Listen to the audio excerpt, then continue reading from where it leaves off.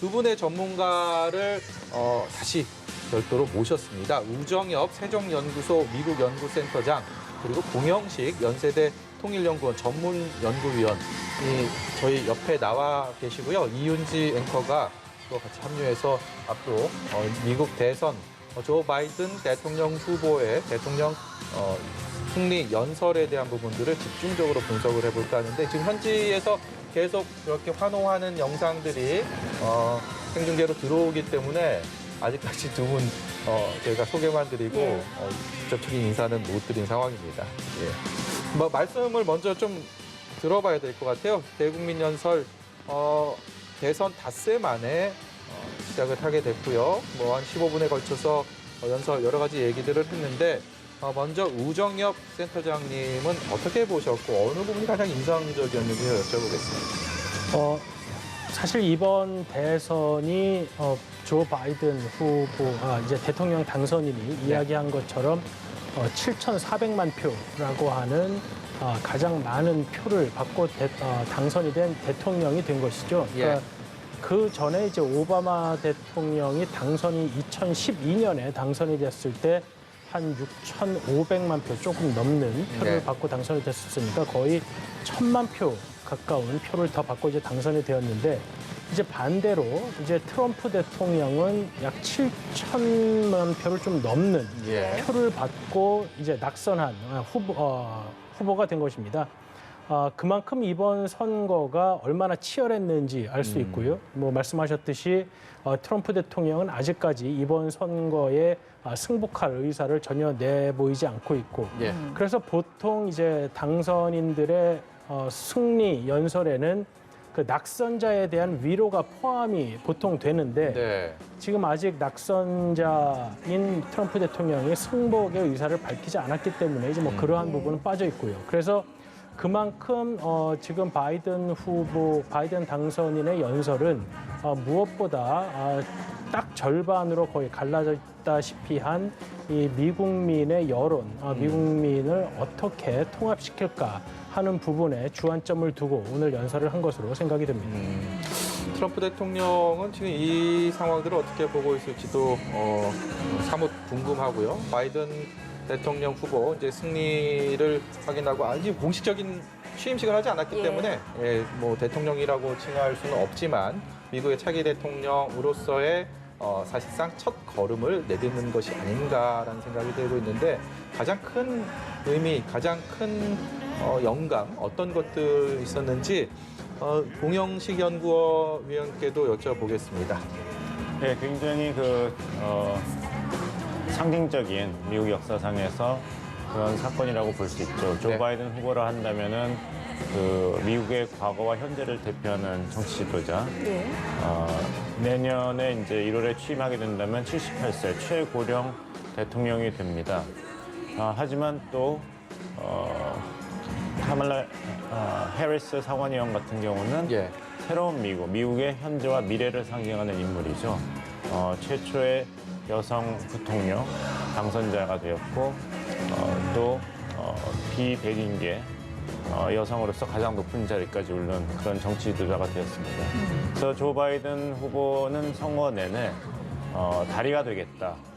자랑스러운 미국의 과거와 현재 그리고 밝은 미국의 미래를 잇는 다리가 되는 것이 내가 대통령이 되고자 하는 소임이자 목적이다 이런 얘기를 했거든요. 그래서 어떻게 이 바이든 행정부가 이런 목표를 달성한 것인지가 앞으로 4년 동안의 국정 운영의 가장 중심적인 주제가 될 것입니다.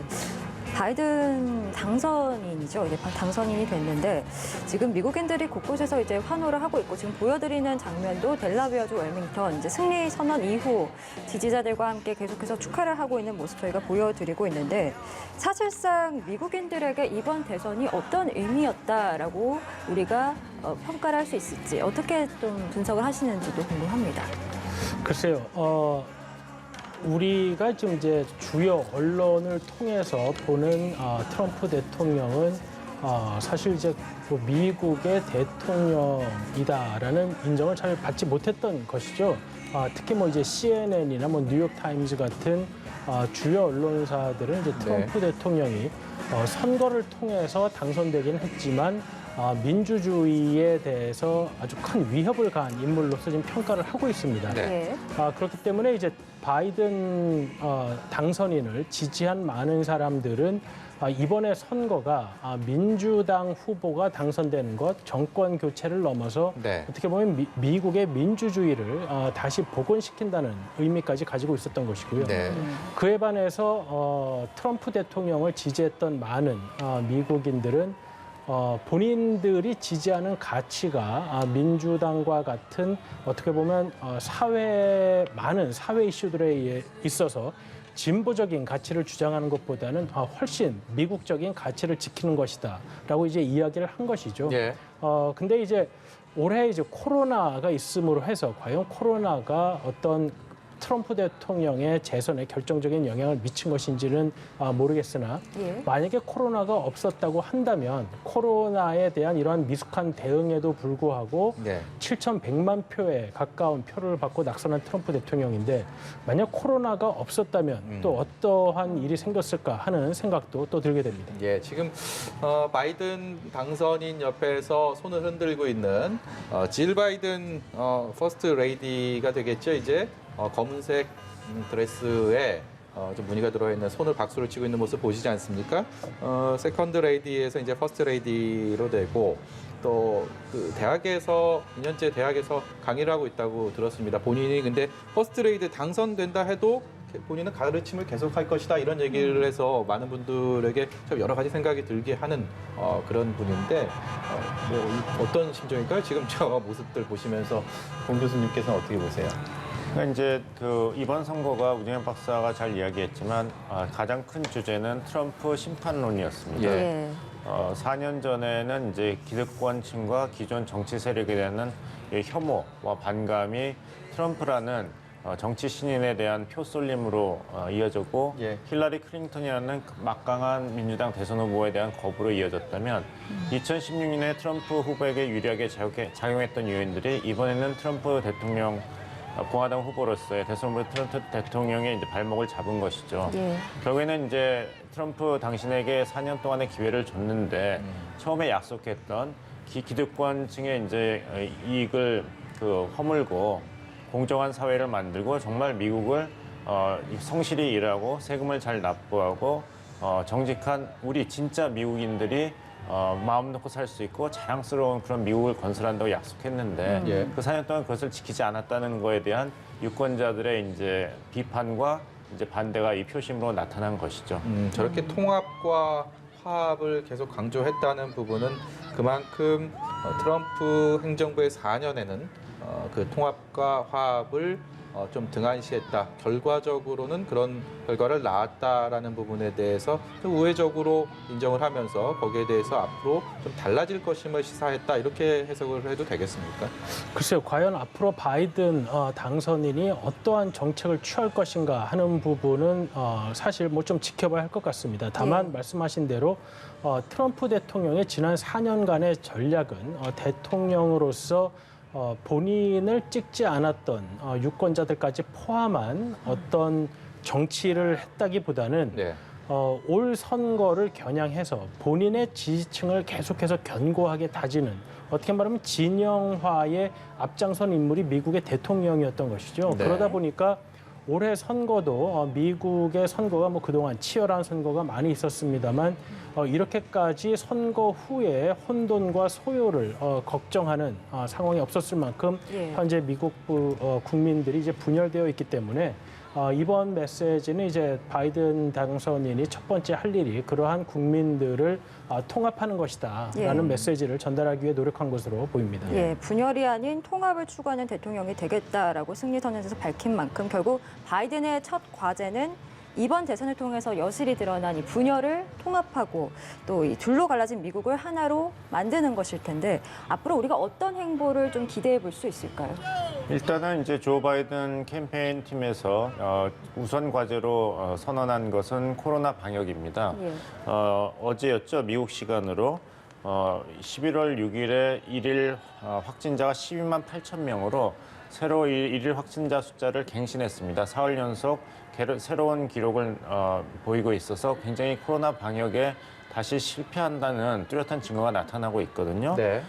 이 선거 개표가 진행되는 과정에서도 사실 미국에서는 코로나 사태가 아주 심각한 상태로 계속 있었어요.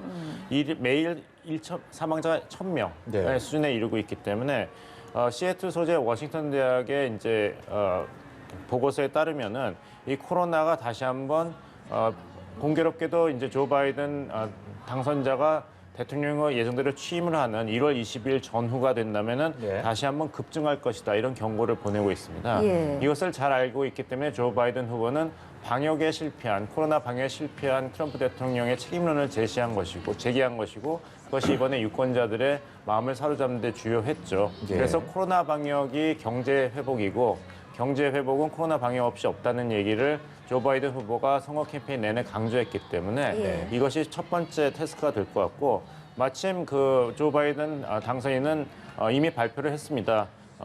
벌써 코로나19 방역 태스크포스를 12명으로 구성된 네. 태스크포스를 구성하겠다. 그래서 그 태스크포스는 3명이 공동의 팀장이 될 것인데 비벡 머티 전 오바마 행정부 때 의료 총참이죠. 네. 서전 제너럴이라고 하는데 미국에서 서전 제너럴은 모든 공공의료기관장을 임명할 인사권이 있습니다. 그리고 데이비드 캐슬러 전 식약청장으로서 아버지 부시죠. 1988년부터 91년까지 재직한 아버지 부시 행정부와 클린턴 행정부에서 식약청장을 오래 역임했던 인물입니다. 그리고 세 번째는 마셀라 누에즈 스미스라고 해서 예. 예일대학교 의대 교수입니다. 이 세 명이 12명으로 구성된 코로나19 방역 태스크포스를 이끌 것이기 때문에 예. 이 태스크포스가 과학에 입각한 코로나 방역의 새로운 정책을 제시할 것이고 그것이 성공을 한다면은 이 조 바이든 당선인이 계속 강조해온 통합과 치유의 길로 가는 첫걸음이 되는 것이죠. 왜냐하면은 코로나 사태의 진정이 없이는 예. 결국에는 미국 유권자들이 조 바이든이라는 새로운 지도자를 선택했지만 상황이 과연 나아질 것인가, 예. 언제 나아질 것인가, 무엇을 보고 희망과 낙관을 가질 것인가가 애매하거든요. 그러니까 결국에는 코로나 방역에서 긍정적인 조짐을 빨리 보여주는 것이 이 조 바이든 새로운 정부의 가장 급선무라고 하겠습니다. 그런데 저희가 지금 연설 이후에 바이든 대통령 당선인, 해리스 부통령 당선인이라는 호칭을 쓰고 있는데 지금까지는 미국 대선에서 패배한 상대 후보의 승복이 있어야지 예. 이 승리 후보에게 차기 대통령 당선인이라는 호칭이 부여돼 왔던 게 일반적인데요. 지금 거기에 대한 승복은커녕 이제 법적 소송을 예고하고 실제로 그렇게 행동에 나설 것으로 보이는 상황이기 때문에 이런 부분도 당초에는 예상을 전혀 할 수 없었던 또 미국 대통령 선거 역사에서도 일찌감치 이전에 보지 못했던 그런 상황이라서 당혹스러운 현지 분위기도 많이 있다고 합니다. 어떻게 보십니까? 사실 승복이 없었는데 본인이 먼저 승리를 선언한 경우는 사실 제 기억에는 없는데요. 네. 근데 이번에는 트럼프 대통령이 워낙에 승복을 하지 않겠다는 것을 오늘까지도 공개적으로 이야기를 했기 때문에 오늘 이 시점에 아마 바이든 측도 고민을 했겠지만 승리 연설을 한 것으로 보이고요. 그리고 이제 이 선거 결과가 아직까지 트럼프 대통령이 법적 소송을 이야기하고는 있지만 네. 그 결과가 크게 바뀔 가능성이 없다는 측면에서 보면 예. 당선인으로 호칭을 하는 것도 전 무리는 없을 것 같습니다. 예. 이미 미국의 예. 주요 언론사들은 팍스뉴스를 포함해서 특히 펜실베니아와 네바다 선거인단이 바이든 민주당 대선 후보의 당선이 확실시 된다고 발표를 했거든요. 예. 이거를 프로젝션이라고 합니다. 언론 용어로. 그래서 언론사가 이제 선거 관리 사무소의 그런 집계 결과를 보고 과학적인 근거에서 통계를 냈기 때문에 이것은 미국의 오랜 전통입니다.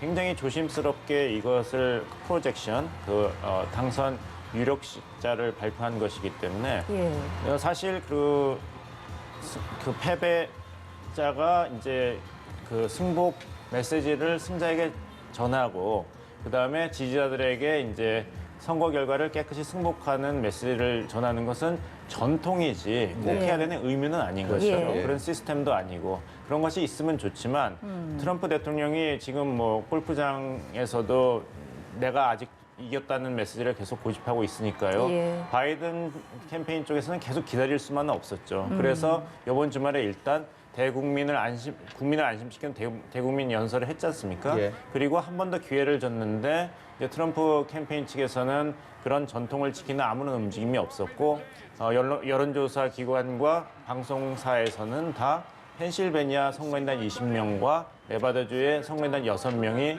바이든 측으로 넘어왔다는 공식 발표를 했기 때문에 예. 270이라는 매직 넘버를 넘었고 더 이상 기다려서 국민의 불안과 혼란을 방치하는 것보다는 단합의 길로 빨리 그런 통합과 이제 치유를 모색하는 것이 더 필요하다 이런 판단을 한 것 같습니다. 예. 그리고 트럼프 대통령의 승복과는 별개로 지금 바이든 당선인에 대한 경호가 후보 차원의 경호에서 이미 당선인 차원의 경호로 미국 정부에서 넘어가 있는 상태이기 때문에 예. 뭐 대통령 당선인이란 뭐 호칭이나 그 신분은 뭐 무리가 없을 것으로 생각이 됩니다. 저희 뉴스 특보 이어가면서 제 옆에 이윤지 앵커가 방송 준비하다가 이제 갑자기 들어와서 같이 함께 진행을 하고 있는데 이윤지 앵커는 대통령 수락 연설, 승리 확정 연설을 어떻게 보고 들어오셨어요? 조 바이든 이제 지금은 당선인이 됐죠. 사실상 트럼프 대통령과의 어떤 이 대선 과정에서 우리가 개표 결과를 알기까지 닷새가 걸리는데 예. 사실 정말 혼란의 혼돈을 거듭했던 대선이었기 때문에 그 승리 선언이 언제 나올까를 가장 저는 주목했는데 예. 딱 제가 준비하는 시간에 이제 나오면서 저도 참 어떻게 보면 재밌게 봤던 것 같습니다. 네. 이렇게 말씀드리면 될까요? 네, 궁금하신 거 있으면 또, 예. 또 저는 여쭤봐야죠. 이제 질문을 드리고 싶은 게 사실 앞으로 대통령 취임까지 또 남은 시간들이 있지 않습니까? 그 사이에 어떤 남은 가장 큰 변수라는 것을 우리가 미리 좀 예상을 해볼 수 있을까요? 역시나 좀 트럼프 대통령의 불복 움직임이 가장 큰 변수로 남아 있다라고 보시는지요? 근데 이렇게 저희가 구분을 해서 봐야 될 것 같아요. 예. 그 11월 3일 화요일에 이제 미국 대선이 있었죠. 유권자들이 이제 당일날 현장 투표를 했죠. 그리고 이제 트럼프 대통령이 일찍 24시간 만에 내가 이번 2020년 대선 승자다 선언을 했고 조 바이든 민주당 대선 후보는 기다려봐야 된다 이런 식으로 대응을 했고 예. 점점 이 개표 과정에서 조 바이든 민주당 대선 후보의 승리가 유력시 되었지만 예. 트럼프 대통령은 계속 부정선거 의혹을 제기하면서 재검표와 선거 부정 의혹을 제기했습니다. 근데 저희가 구분을 해서 봐야 될 것은 이 선거 제도에 문제가 있다고 항의하는 것, 소송을 제기하는 것과 네. 선거 결과를 인정 못하겠다 하는 건 다르거든요. 예. 그러니까 이제까지 트럼프 캠페인 팀에서 초점을 맞춘 거는 이제 개표 과정의 문제점을 제기했는데 이제는 표가 사실 다 개표가 끝났습니다. 그래서 이제부터 트럼프 대통령이 어떤 문제 제기를 한다면은 그것은 2020년 대선 결과에 대한 그런 불복이 되는 것이거든요. 그러니까 두 가지 다른 차원의 이런 대선 불복이 되는 것이고 예. 두 번째 차원의 이런 결과에 대한 그 승복을 부정하는 것은 거부하는 것은 다른 차원의 문제이기 때문에 미국 유권자들과 공화당 그 당원들의 그런 지지를 받을 것인가 이해할 것인가 여기에는 큰 의문점이 남습니다. 그래서 계속 문제 제기를 한 것은 트럼프 캠페인 팀에서도 그런 내부적인 지적이 있었다고 합니다. 이렇게 이제 법리적인 소송을 하는 것이 과연 효과적인가 그리고 우리가 제대로 하고 있는가. 예. 왜냐하면 처음에 이제 트위터 메시지를 보시면 아시겠습니다만 개표를 중단하라. 트럼프 대통령이 그랬거든요. 예. Stop counting. 그랬는데 시간이 지나고 나서 정말 그 당시에 개표를 중단하고 그때까지의 그런 개표 결과만 가지고 누가 2020년 대선을 승리했냐를 보더라도 네. 그 개표를 중단한 시점에서 벌써 조 바이든 후보가 앞서고 있었습니다. 예. 그러니까 트럼프 캠페인 팀에서 주장하는 것을 받아들여서 개표를 중단하면은 조 바이든 후보가 대선을 승리한 게 기정사실화되거든요. 예. 그래서 그걸 뒤늦게 알아차린 그 트럼프 캠페인 팀은 메시지를 바꾼 것이죠. 예. 그래서 개표 중단을 요구한 것이 아니라 부정선거 중단으로 메시지를 바꿨습니다. 네. 그리고 트럼프 대통령이 임명한 그런 법조팀, 그 부정선거에 대처하는 법조팀이 26명 정도였는데 그 리더가 사실 변호사가 아니었어요. 예. 그래서 2000년 알고 민주당 대선 후보와 조지 W. 부시 공화당 후보가 플로리다에서 개표 과정에서 700표 차이로 당락이 결정됐을 때는 네. 굉장히 공화당이 조직적으로 대응을 했거든요.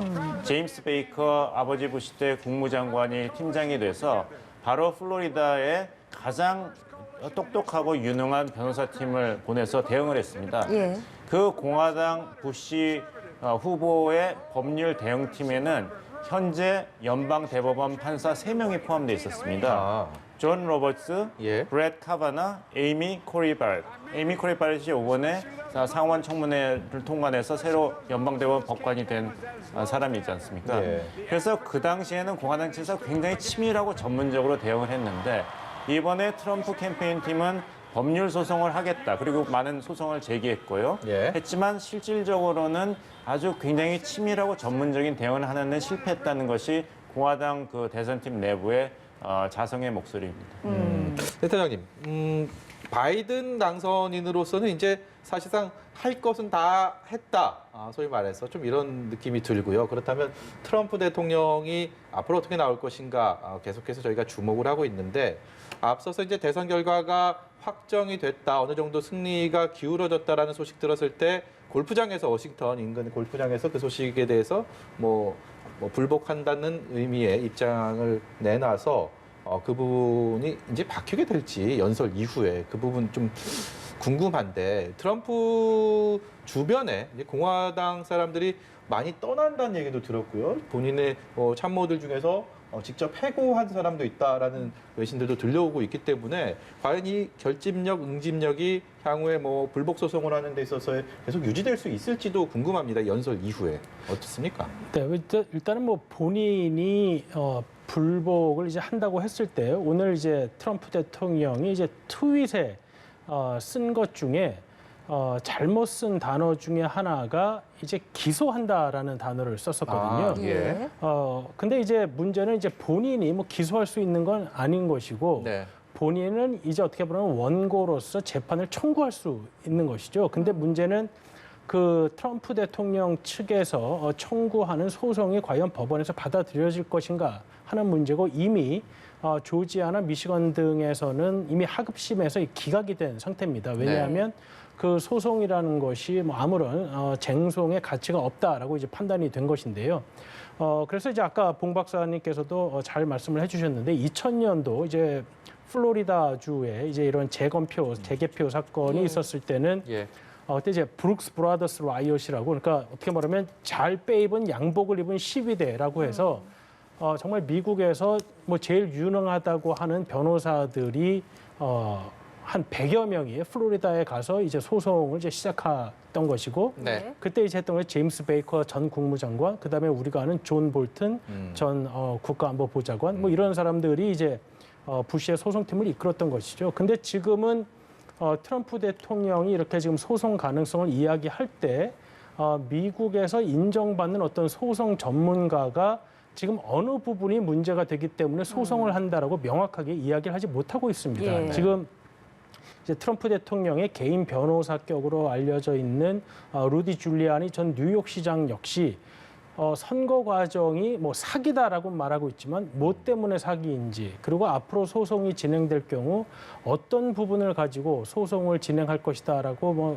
뭐 이야기를 법률적인 면에서 이야기를 못 하고 있기 때문에 예. 트럼프 대통령이 과연 소송을 진행할 수 있을지조차가 예. 사실 좀 의문시 된다고 하겠습니다. 그 말씀해주신 부분 때문인지 한편에서는 트럼프 대통령이 패배를 인정을 하고 지금 출구 전략을 모색 중이다라는 이야기들도 나오곤 있더라고요. 실제로 패배를 인정할 가능성도 있다고 보십니까? 그것은 이제 그 패배를 인정했을 때 어떤 이득을 볼 수 있는가, 그 트럼프 대통령 본인의 계산에 달려 있는 것이죠. 그리고 트럼프 대통령의 본인 계산에 앞서서 과연 이렇게 2020년 대선 결과에 대해서 승복하지 않는 트럼프 대통령을 계속 지지하는 것이 공화당 당원으로서 나에게 유리한 것인가, 나의 정치 미래에 있어서 아닌가 이런 계산을 공화당원들이 하겠겠죠.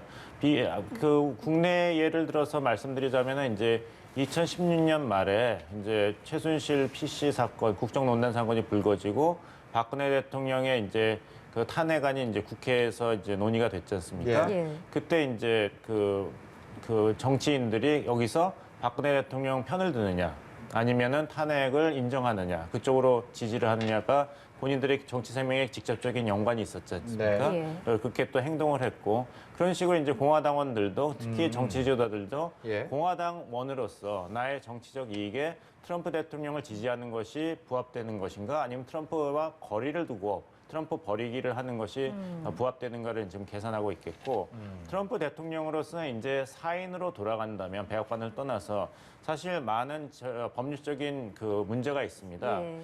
형사적인 문제도 있고 민사소송에서도 지금 2건의 그 성폭력 건이 있거든요. 예. 그래서 이제 만약에 이제 세금 납부에 있어서 문제가 불거진다던가, 아니면 트럼프 대통령이 소유하고 있는 트럼프 오거니제이션에서 그동안 그 자산 가치를 의도적으로 보도해서 그런 부당 이득을 취득했다는 것이 밝혀진다면 이거는 형사소송감이거든요. 예. 그렇기 때문에 백악관이라는 안전한 곳을 떠났을 때 자신의 운명, 거기에 대해서는 분명히 고심을 하고 있을 것입니다. 예.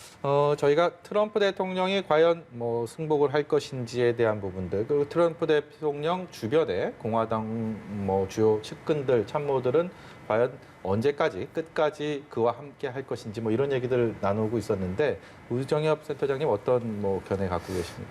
그러니까 지금 이제 선거가 이제 승부가 가려진 마당에 이제 공화당 의원들도 이제 자기들의 이제 정치적인 미래를 이제 생각을 해야 되는 상황입니다. 이번에 예. 대통령 선거뿐만 아니라 35석의 상원의원 선거가 있었는데 지금 거의 48대 50 정도로 예. 이제 공화당이 앞서고 있는데, 결정되지 않은 두 자리가 조지아주의 두 상원의원 자리인데, 네. 그 자리는 지금 최종 결정전을 1월 달에 치르게 되어 있습니다. 네.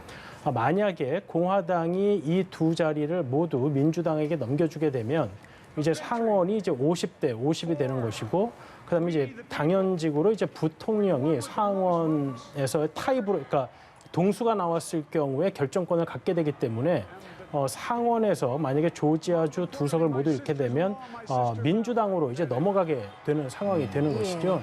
그래서 지금 이 하원 상원 조지아주의 이 최종 결정전이 1월 달에 이제 있게 되는데, 문제는 그때까지 분위기에 대해서 만약에 트럼프 대통령이 이 선거 과정을 계속해서 부정하게 되고, 그렇게 될 경우 조지아주에서의 민심이 공화당에게 안 좋아지게 되면 조지아주의 이 2석의 상원의원을 모두 잃게 될 가능성이 있고, 그러면은 트럼프 대통령 때 상원의 우위를 유지했던 공화당으로서는 상원의 이제 컨트롤을 민주당에게 줄 수밖에 없는 상황이 되거든요. 예. 그렇다면은 지금 공화당이 상원의 다수당을 유지할 경우 민주당의 바이든 후보가 추진하고자 하는 여러 가지 정책을 상원에서 막을 수가 있고 견제할 수가 있지만 상원까지 민주당에게 넘어가게 되면은 하원도 민주당이 장악하고 있는 상태에서 더 이상 제도상으로 컨트롤할 수 있는 부분이 없어지게 됩니다. 네. 그렇기 때문에 아마 민주당 상원에서는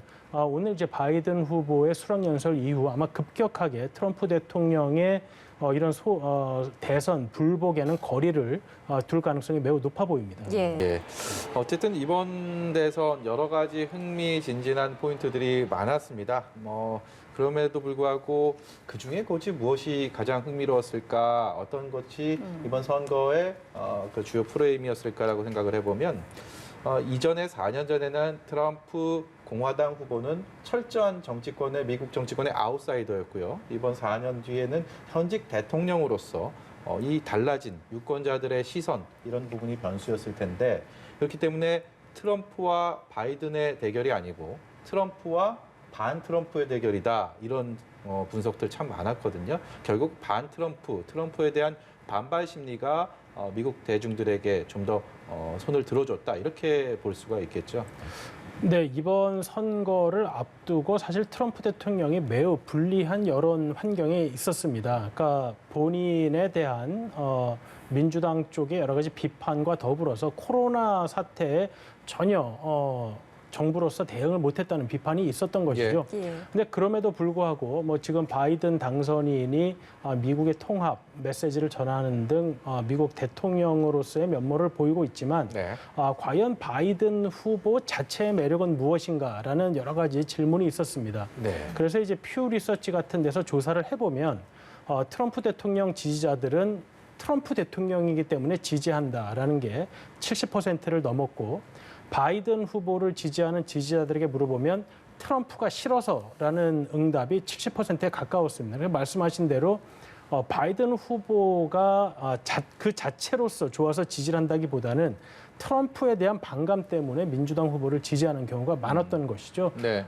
그래서 이제 그건 사실 일장일단이 있는데 하나는 2016년에 선거를 보면 많은 제3 후보들이 있었습니다. 그 제3 후보들이 많은 경합주들에서 표를 가져가면서 트럼프 당시 후보와 힐러리 클린턴 당시 후보의 표차보다 많은 표를 가져간 것이죠. 근데 이제 올해는 선거가 어떤 개인의 정책이나 개인의 그런 캐릭터를 봤다기보다는 트럼프 대 반트럼프로 가면서 그 제3 후보들이 거의 영향력이 없었습니다. 그래서 이번에도 이제 뭐 위스콘신이나 네바다나 뭐 펜실베니아 같이 아주 초박빙의 경합에서 그런 제3 후보들이 표를 잠식해가는 그러한 위험성이 많이 없어졌기 때문에 예. 트럼프 대 반트럼프의 구도가 바이든 후보의 당선을 도와준 면도 있다라고 볼 수 있겠습니다. 뭐 지금 트럼프 대 반트럼프 구도 그리고 바이든의 미국 대통령으로서의 매력은 무엇인가 이런 얘기들 하고 있는데 바이든의 연설에서 이번 수락 연설, 승리 인정 연설에서 보였던 바이든의 매력은 뭐라고 보십니까? 그러니까 믿을 수 있다, 정직하다, 그 두 가지가 키워드겠죠. 그리고 책임을 진다. 이제 1차 대선 토론을 보시면 아셨겠습니다만은 이제 트럼프 대통령은 이제 코로나 방역 실패에 대해서 조 바이든 민주당 후보가 공격을 할 때 이렇게 대응을 했습니다. 조 바이든 당신이 대통령이었으면 더 많은 사람이 죽었고 예. 코로나 방역에 더 크게 실패했고 예. 경제도 더 망가졌을 것이다. 예. 근데 그것은 트럼프가 대선 후보로서 2016년 캠페인 때 얘기했던 것이거든요. 예. 그러니까 기존 정치인들은 그 이전 정권은 더 했다 이런 얘기를 하는데 그것은 희망의 정치도 아니고 진보의 정치도 아니고 공정하지도 않다. 그래서 내가 이런 워싱턴 정계의 판을 바꾸겠다. 그것을 유권자들이 믿었기 때문에 트럼프라는 정치 아웃사이더를 찍어줬던 것입니다. 힐러리 클린턴은 여러 가지 이유가 있지만 믿음이 안 간다. 그때 FBI 이메일 스캔들도 그랬고 정직하지가 않다. 예.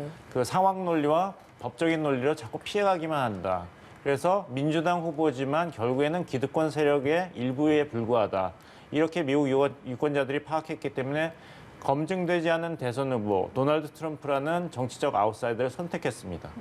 근데 지난 4년 동안에 트럼프 대통령은 그런 기존 정치인들과 똑같거나 아니면 더 심한 행동을 보였거든요. 예. 언론에서 비판 기사가 나오면 그건 가짜 뉴스라 그랬고 네. 진영 가르기로 나왔고 그다음에 이전 정권에선 더했다. 나니까 이 정도로 수습을 한 것이다. 이런 논리로 계속 빠져나갔는데 유권자 입장에서는 코로나19로 정말 힘들어지고 24만 명의 사상자가 나고 미국 경제가 1930년 때 대공황 때보다 더 안 좋아지면서는 4년 전에 기존 정치인보다는 잘하고 이전 정부보다는 잘하라 그래서 당신한테 기회를 줬는데 같은 논리로 자기 방어를 하는 것은 더 이상 수용할 수가 없다 그래서 검증된 후보, 안정감을 주는 후보, 투명한 후보인 조 바이든 민주당 대선 후보를 선택한 것입니다. 제 생각에는 지금 아직 조지아주와 애리조나주의 개표가 완료되지 않았는데 그래서 그 주의 개표가 중요한 것 중에 하나가 만약에 지금 나와 있는 대로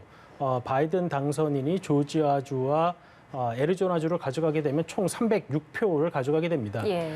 그렇게 되면 이제 270표, 279표일 때와는 소송에 임하는 상황이 매우 달라지는 것이죠. 그러니까 트럼프 대통령이 뭐 270표로 바이든 후보가 이기거나 뭐 279표 뭐 이 정도로 이기게 되면 소송으로 상황을 바꿀 만한 가능성이 보이기 때문에 계속해서 불복을 하고 본인의 지지자들을 계속해서 어떻게 말하면 부추길 가능성이 있지만 이 표 차이가 꽤 나게 되면 그 모든 주에서 선거 결과를 뒤집을 수 없을 가능성이 높아지기 때문에 예. 그 경우에는 어쩔 수 없이 뭐 승복을 한다거나 아니면 본인은 승복을 안 하더라도 지금 이 소요의 원인이 되고 있는 트럼프 대통령의 많은 지지자들이 이제 선거 결과를 받아들일 수밖에 없다라는 상황으로 갈 수도 있는 것이죠. 네, 봉영식 위원님과 조금 더 얘기를 해보겠습니다. 이제 우리 얘기 좀 해보려고 하는데 바이든이 되는 게 나을지 그리고 뭐 트럼프가 재선하는 게 나을지 우리 정치권에서도 우리 또 외교가에서도 여러 가지 생각들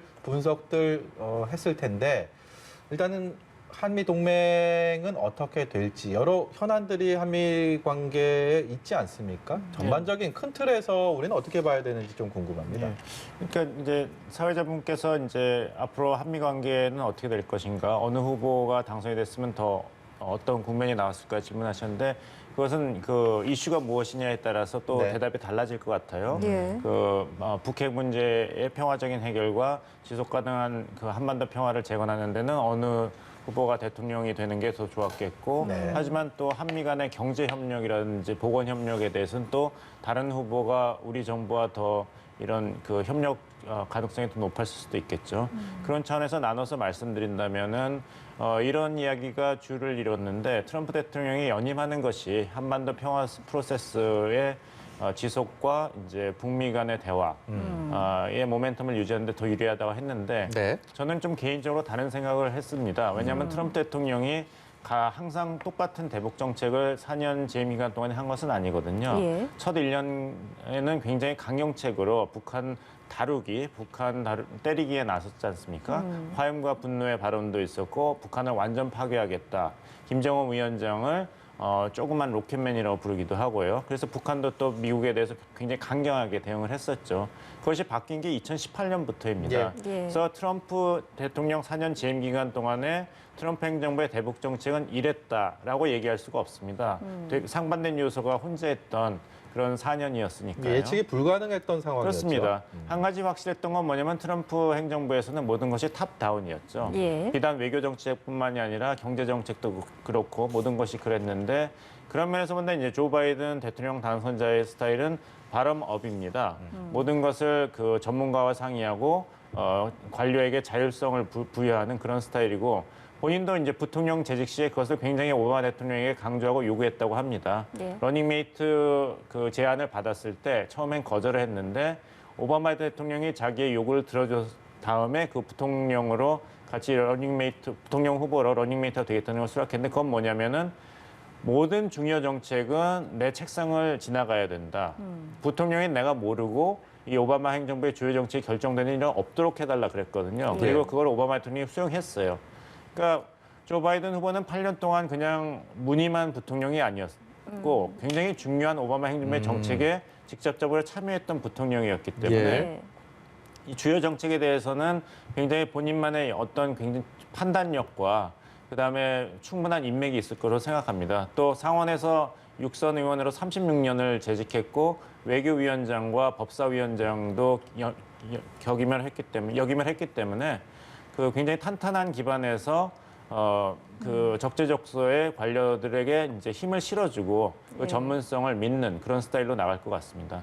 그래서 저기 아까 뉴스에 보면은 우리 정부에서는 한반도 아젠다가 우선순위에서 밀리는 일이 없도록 선제적인 대미 외교를 하겠다고 했는데 예. 제 생각에는 그거보다는 왜냐하면 한반도 아젠다는 당연히 우선순위에서 새로운 미국 정부에서 밀릴 수밖에 없습니다. 왜냐하면 조 바이든 대선 후보가 계속 강조한 거는 뭐냐면 지금 코로나19 팬데믹을 잡는 것이거든요. 그러니까 비단 한반도를 무시해서가 아니라 예. 한반도 아젠다가 우선순위에 밀릴 수밖에 없습니다. 미국 국내 상황이 워낙 지금 복잡하고 위기 힘든 상황이니까요. 상황이잖아요. 그 위기 상황이 없었으면 조 바이든이라는 민주당 대선 후보가 당선도 아예 안 됐을 네. 것이고. 그러니까 방역에 초점을 맞춰서 대미 외교를 시작한다면 오히려 조 바이든 그 행정부가 문재인 정부와의 협력에 굉장히 그 환영의 표시를 할 가능성이 오히려 높습니다. 왜냐하면 K-방역이라는 한국만의 노하우, 이것은 잘 알려져 있고 조 바이든 행정부도 지대한 관심을 가지고 있기 때문에 대북 정책이라든지 한반도 평화 프로세스라는 우리가 관심 있는 분야를 미국한테 설득해서 우선순위화하는 노력보다는 미국이 관심을 가지고 있고 이미 우리가 검증된 성공 사례가 있는 K-방역 예. 그리고 코로나 팬데믹에 어떻게 양 국가가 협조할 것이냐 여기에 초점을 맞춰서 새로운 미 행정부의 메시지를 던진다면은 예. 좀 더 긍정적인 신호가 나올 확률이 높다고 봅니다. 예. 이 또한 과거의 한미 관계가 새롭게 형성될 때 그런 작용을 했던 그런 접점과는 확연히 다른 코로나19라는 부분이 작용을 하겠군요. 예, 그렇지만 제가 볼 때는 문재인 정부가 조 바이든 행정부와 일할 수 있는 여건은 굉장히 긍정적이라고 생각합니다. 예. 다시 말씀드립니다만 조 바이든 대선 후보는 도널드 트럼프처럼 아웃사이더가 아니지 않습니까? 그러니까 한국 정부, 이제까지 한국 정부가 조 바이든이라는 미국의 정치인에 굉장히 익숙해져 있고 그 네. 인맥과도 상호 교류가 활발하고 긴 역사를 가지고 있기 때문에 정말 모르고 생소한 새로운 미국의 행정부랑 상대하는 것은 아니거든요. 네. 예.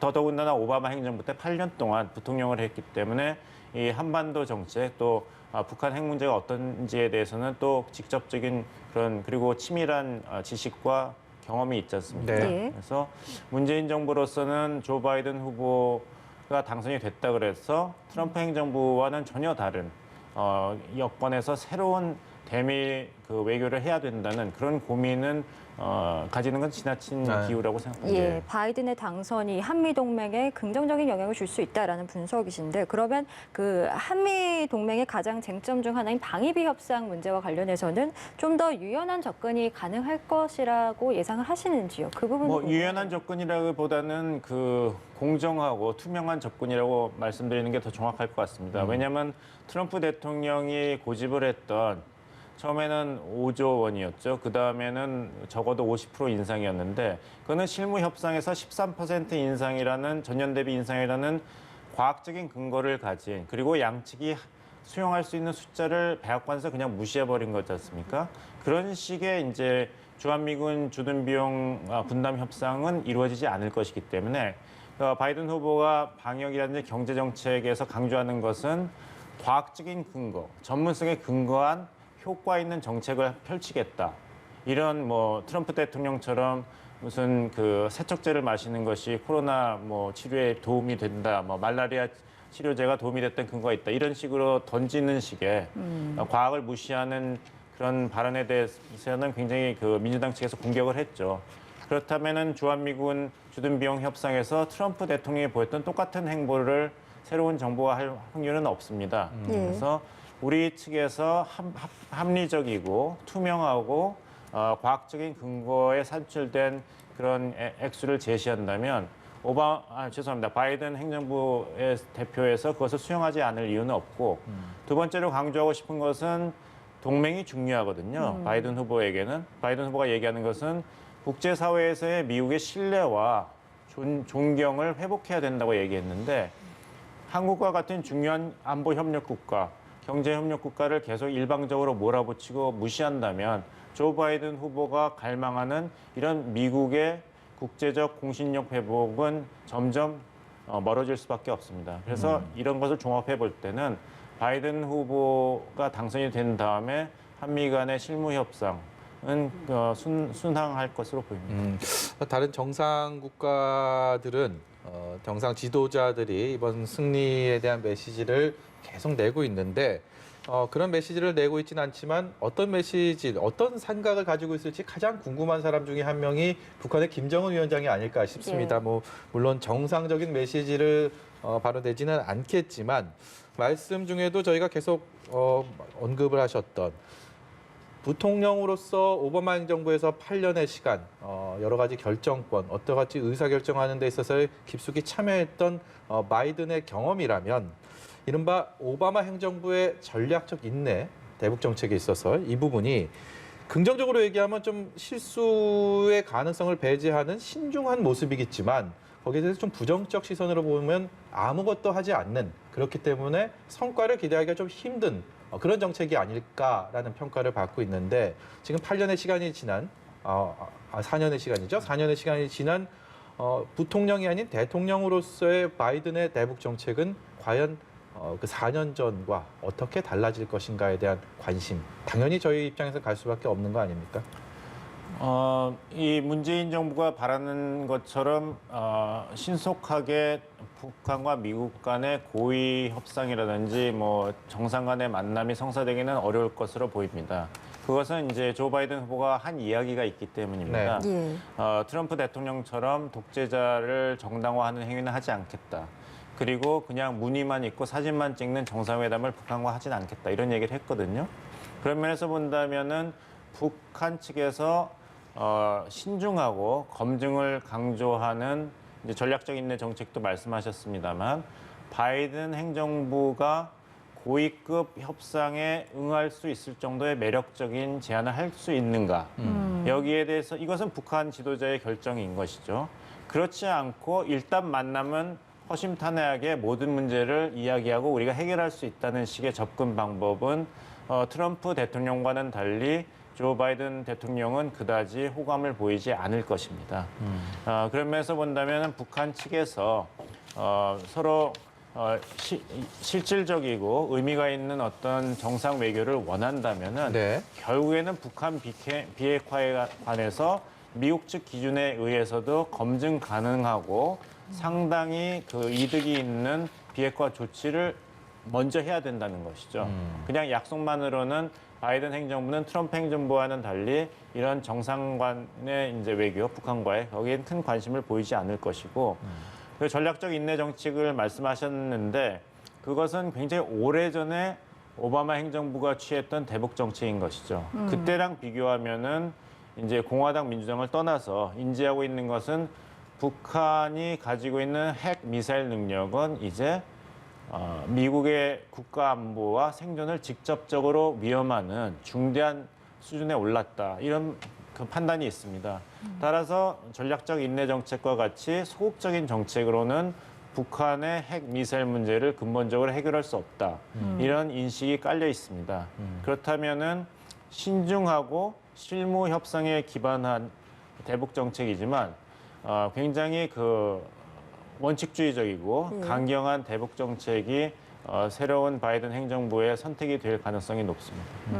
우리 정부는 이 상황에서 어떻게 해야 될지도 고민스러울 부분이 아닌가 싶은데, 과거에 이제 뭐 균형자론도 있었고요. 그다음에 종전선언이라는 것으로 또 문재인 대통령의 강한 의지를 또 보여준 그런 상황이기 때문에 어떻게 궤를 같이 해야 되는지도 굉장히 궁금합니다. 좋은 소식은 이제 조 바이든 그 대통령 당선자가 누차 강조한 것은 무엇이냐면, 이 연합뉴스 TV에도 이제 그 참모진이 서한을 보내서 밝힌 것은 뭐냐면, 우리는 동맹국가를 갈취하는 행위는 하지 않겠다. 동맹국가를 존중하고 협력하겠다. 이런 메시지를 보냈거든요. 예. 그래서 이제 민주당 대선 캠페인 때도 북한 대북 정책에 대해서 이야기를 하라 그러니까 북한에 대해서 이야기 전에 나는 한국이라는 우리의 소중한 또 다른 한 코리아라 그랬죠. 예. 에 대해서 얘기하고 싶다. 우리의 소중한 파트너이자 중요한 외교 전략 자산이다. 이런 얘기를 했어요. 그러니까 이제 문재인 정부를 소위 그 패싱하면서 북한과의 어떤 그 외교를 전개할 확률은 없습니다. 그건 네. 좋은 소식이죠. 동맹 관계를 소중하게 하고 복원에 이제 힘을 쓸 테니까요.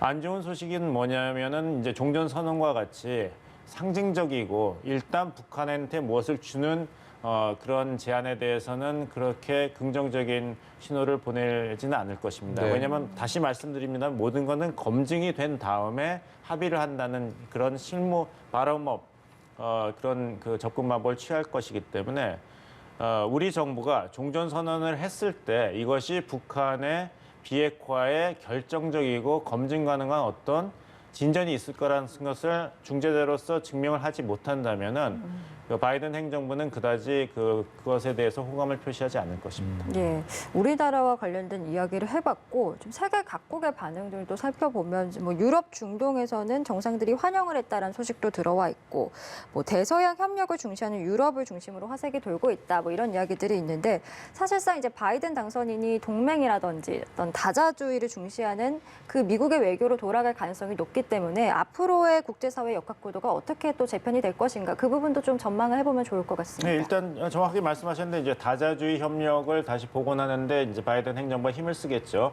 그 국제보건기구 WHO에서 트럼프 대통령은 이거는 중국이 완전히 컨트롤하고 있는 국제기구라서 믿을 수가 없다. 코로나에 대해서도 잘못된 정도만 퍼뜨렸다 해서 사실 미국이 탈퇴 수순에 있었습니다. 네. 근데 아직 정식으로 탈퇴한 것은 아닙니다. 아마 그 탈퇴 그 제안서를 취소하는 과정을 밟을 것 같고 네. 파리 기후 협약에도 다시 이제 당선이 된 취임한 이후에 77일 안에 복귀한다고 이런 선언을 했기 때문에 네. 친환경 그리고 다자주의적인 국제 협력이 이제 바이든 행정부의 세계 전략 그리고 그 외교의 이제 화두가 되겠죠.